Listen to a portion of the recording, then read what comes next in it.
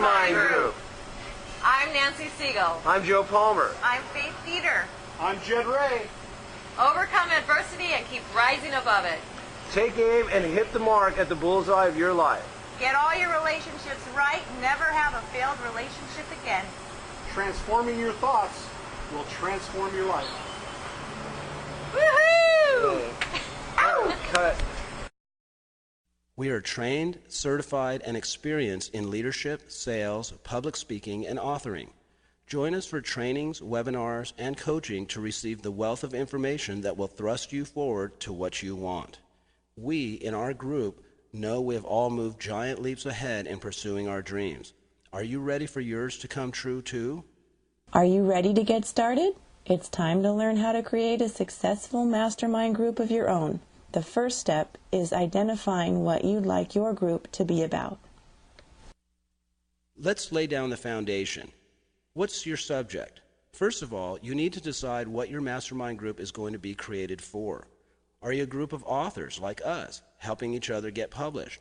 Are you business owners collaborating on how to increase your profits? Maybe your group is for goal achievement, and each person checks in each week with their own goals. Your group gets to be whatever you want it to be. It just needs to have a point. What is the purpose? Decide what the intention of your group will be. Are you there to support each other, share information, hold each other accountable, or all of the above? The group needs to have a purpose so that everyone is clear on what the group's function is. What are the goals? What are you looking to get out of your time and commitment? What are the tangible, measurable results your group is seeking? Create an alliance. Establish a common purpose and goal between all members, so it eliminates any competition and you are all in support of one another as equals. Identify your strengths and weaknesses. What does each member bring to the group? What areas can be supported for each member by the group or other group members? Set guidelines. Establish a day and time for the meeting. Establish the length of the meeting, how often, the venue, and the facilitator. Arrange the meeting. Set the date and time and commit to being present and prepared every time. Be in perfect harmony and commitment.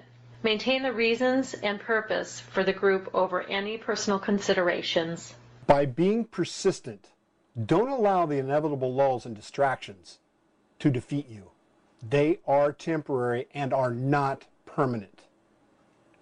Be prepared to stay engaged no matter what. Be prepared to lift one another up. Sometimes when things don't work out, know that the setback is not permanent.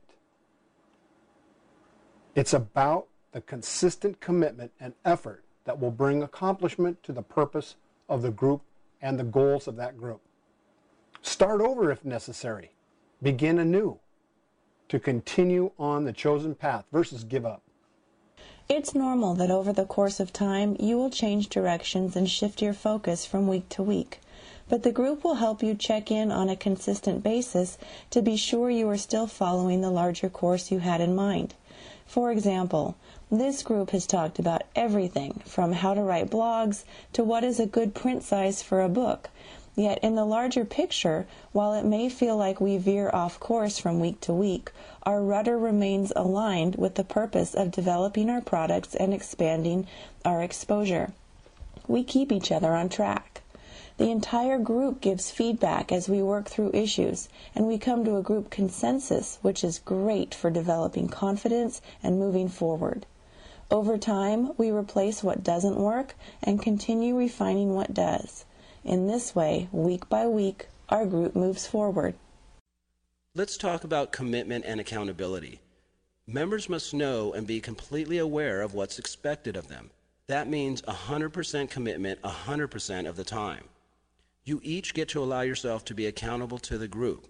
It's about partnership. That means providing a solid base of accountability for your teammates as well. Can you give and receive honest, open feedback?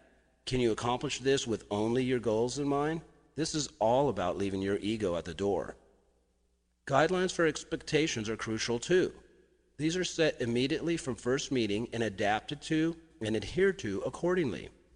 An example would be setting the group size and any other limits or boundaries. It is important to have entry-exit guidelines as well.